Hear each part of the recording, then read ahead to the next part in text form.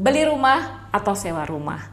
Mudah-mudahan dengan kalian menonton video ini akan membuat kalian tambah bingung apakah kalian mau beli rumah atau nyewa rumah. Loh.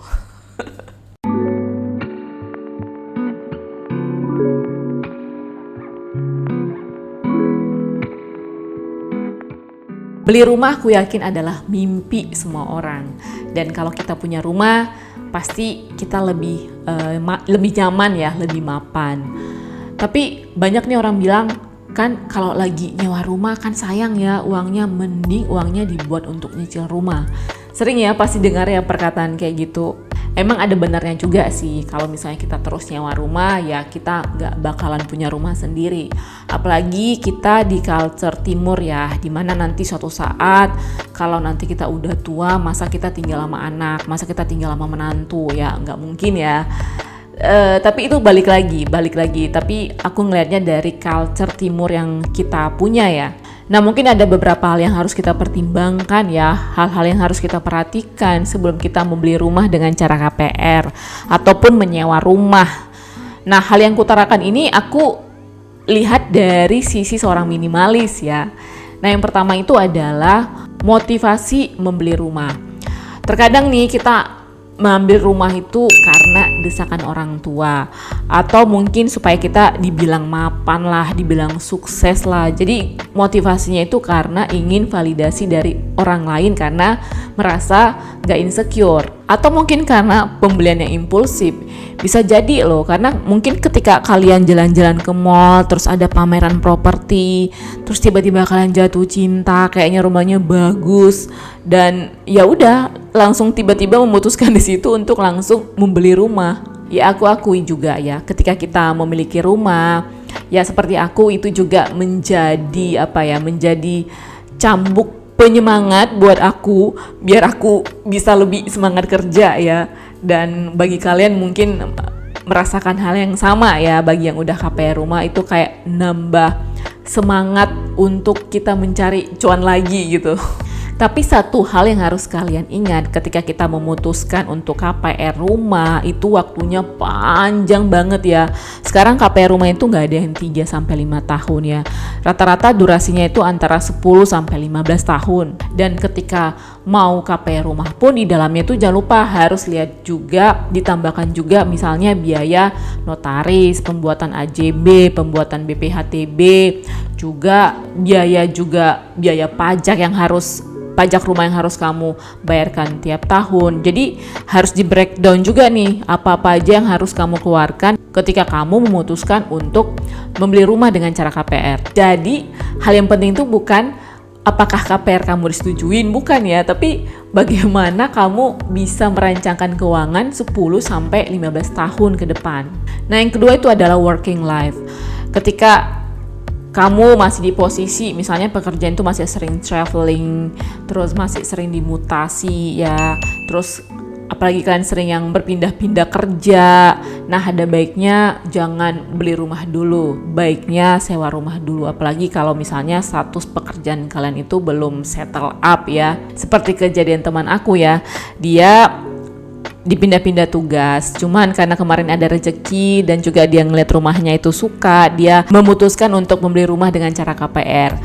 Nah, suatu saat dia dipindah ke area lain, ya bisa juga sih dia langsung menjual rumah tersebut ya, tapi kita tahu sendiri kalau menjual rumah itu bukan hal yang mudah, bukan hal yang cepat. Jadi pada akhirnya dia harus menunggu yang lama untuk bisa menjual rumah yang udah dia beli sebelumnya. Jadi ya agak beribet juga lah ya. Agak sedikit pusing juga ketika misalnya kita udah memutuskan beli rumah padahal working life kita itu masih dipindah-pindah. Nah yang ketiga itu adalah keuangan yang seperti di awal aku sebutkan. Jadi ketika misalnya kamu mau membeli rumah dengan sistem kredit, pastikan pengaturan keuangan kamu itu cermat ya. Jadi ya amit-amit kalau misalnya kita di tengah jalan tuh nggak bisa bayar kreditan. Selain uang yang sudah kita kasih cicilannya tiap bulan itu hangus, ya risiko juga properti kita itu juga akan hilang. Kalau pengajuan KPR kamu disetujui oleh bank, kamu juga harus menyiapkan biaya DP-nya itu sekitar 30% ya. Namun ada juga sih yang rumah punya down payment-nya 0%. Tapi ingat, ketika DP kamu kecil, maka yang harus digarisbawahi adalah semakin kecil DP-nya kamu, maka kamu akan memperbesar cicilan bulanan KPR rumah kamu tiap bulannya. Jadi ada baiknya kita harus kumpulkan dulu ya DP yang besar kalau memang berniat mau membeli rumah dengan cara KPR. Nah, jangan lupa juga ini tenor pembayaran. Karena kalau semakin lama kamu memiliki tenor pembayaran rumah KPR, mungkin cicilannya itu akan semakin kecil. Tapi ingat, kalau secara akumulasi rumahnya itu akan bertambah mahal. Ada juga biaya pajak rumah ya, setahunnya itu bisa sampai 0,1 sampai 0,2% dari harga rumah. Dan kita juga jangan lupa, kalau ketika kita memakai atau tinggal dalam rumah itu pasti ada biaya maintenance, ada biaya perawatan. Karena kalau rumah yang ditinggali mungkin ya adalah beberapa yang rusak ya. Jadi jangan lupa juga kita mengeluarkan biaya di sana. Yang keempat itu adalah kecocokan rumah. Jadi bukan hanya jodoh aja ya yang cocok, tapi rumah kita juga harus cocok. Nah, ketika mau beli rumah itu kita harus lihat dari sisi lokasi dan akses. Berapa jauh misalnya rumahnya dari kantor, terus berapa jauh ke jalan raya, terus berapa deket dari rumah sakit, dari mall, dari pasar, dari supermarket ya. Dari segi fasilitas itu juga kita harus ngelihatnya juga. Soalnya akan berkaitan dengan kelangsungan hidup kamu ke depannya ya. Dari segi lingkungan sekitar juga itu perlu diperhatikan. Apakah areanya rawan banjir, terus areanya cocok nggak dengan gaya hidupnya kamu, terus juga kawasannya aman nggak dari kriminalitas atau juga konflik-konflik masyarakat di sekitarnya ada nggak. Nah, itu juga harus di cross check. Nah, kesimpulannya kalau mau beli rumah dengan cara KPR atau mau menyewa rumah itu pasti memiliki kelebihan dan kekurangannya ya. Jadi pertimbangkan keempat faktor yang di atas yang sudah aku sebutkan. Dan juga ketika kamu mau memutuskan mau beli rumah atau menyewa rumah, based on your preferensi. Dan juga yang satu yang pasti adalah based on your financial. Punya rumah ya memang bagus untuk masa depan kita, tapi kenyataannya kalau kita menyewa rumah juga itu bukan suatu keputusan yang buruk ya. Karena kayak Warren Buffett ya, orang terkaya di dunia, itu juga awal-awal kehidupannya itu nggak langsung beli rumah, dia sewa rumah dulu, dan rumah yang sekarang dia tempati itu udah hampir 30 tahunan dia tempati.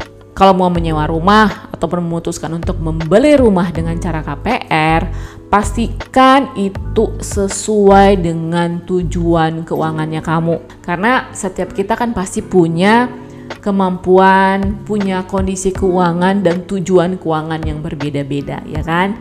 Nah, kalau kamu suka isinya, kalau kamu suka kontennya, jangan lupa like, comment, dan subscribe, dan share video ini, mudah-mudahan bisa membantu teman-teman yang lain ya. I think I'll see you in the next video. Bye-bye!